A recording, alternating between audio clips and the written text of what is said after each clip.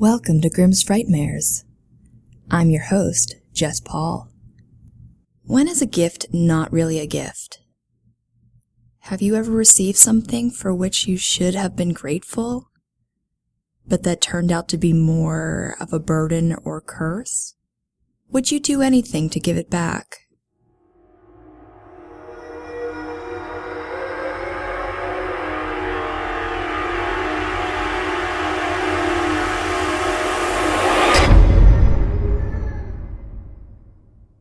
Tonight's story is all about an unexpected blessing that might turn out to be a curse in disguise when he watched me from the woods. As luck would have it, I inherited a crappy piece of property in my early 30s when my uncle passed away. I know that sounds ungrateful, but if you'd seen it, you would have laughed, just like the rest of my family did. They teased me with countless haunted stories due to the fact that the property was in a wooded area in the middle of nowhere. I decided that I might as well go out and take a look one weekend, but no one was available to go with me. Mom was afraid for me and made me promise to call every night, seeing as I left Friday afternoon and planned to come back on Saturday. I drove a van, so I decided that I'd sleep in it, even though there was a self-contained cabin there. Unlucky for me, I was advised that there was no running water. But I'd already resigned myself to fixing the place up and selling it, even if I got a low price for it. When I pulled up to the driveway on the 4-acre property, I felt shivers going down my spine. I couldn't put my finger on why that happened, but I ignored it and continued to drive. The trees were so thick that I imagined myself getting lost. But soon I saw the cabin, which seemed too new in the shabby surroundings. There were a couple of abandoned old cars, and a haphazard pile of rotting wood near the shed, which was next to the cabin. When I got out of my car, I felt icicles running through my veins. Maybe it was nerves, but I was sure I saw a shadow in the woods. I felt stupid, but I called out, "Hello?" Of course, nothing was there, and the shadow disappeared. I actually thought it might have been a bear, so I raced to the front door and fiddled with the keys, eventually unlocking the door and letting myself in. There was no furniture apart from an old table and only one chair. It was obvious that my uncle had started doing the place up before his death intervened. Thinking of him, I worried that his ghost might be haunting the cabin.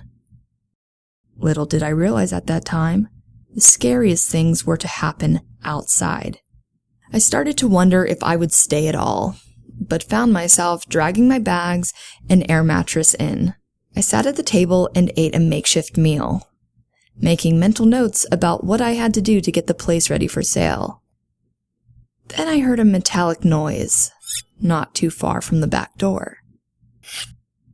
I couldn't be sure, but it sounded like a knife or axe being sharpened. Fair enough, I do have an overactive imagination, but the sound was very real to me. Haunted stories usually don't scare me one bit. When I looked out the back window, there was nothing to see. At first. As soon as I moved to go back to the table, something caught my attention out of the corner of my left eye. I gasped when I turned back and saw what I thought was a huge, hulking silhouette staring at me from the edge of the woods. It was too small to be a bear. But why would there be a person out here in the middle of nowhere? I moved over to the window and had a second look. But it was gone. I could have kicked myself for not bringing a weapon with me. I didn't even have a multi-tool gadget.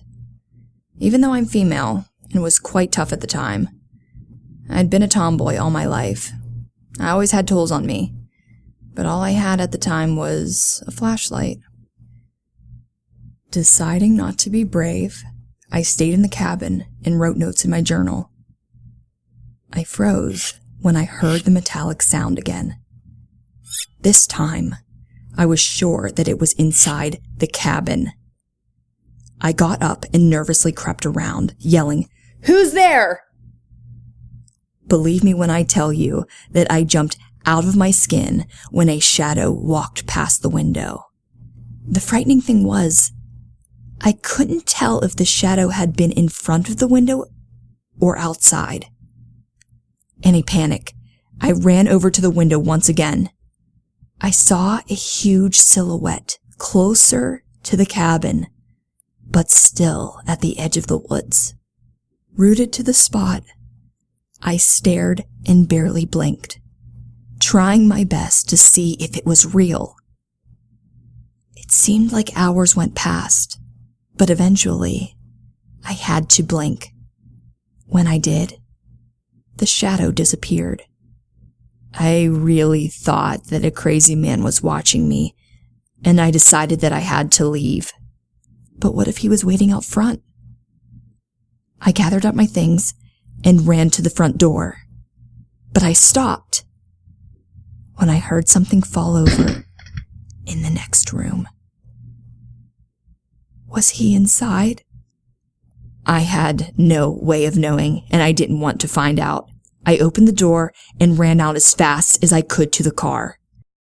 I was so grateful when the engine started immediately. While driving off, I looked in the rearview mirror, and I swear I could still see the outline of a person. But when I slowed down for one last look, he, or it, was gone.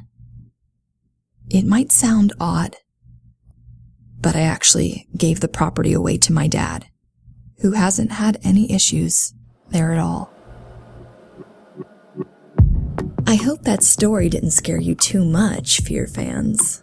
If you want some more scares, make sure to do all that subscribe, like, comment, and share thing, and we'll be back when the audience asks for it. Have a creepy week, guys, and I'll see you on the next Frightmare.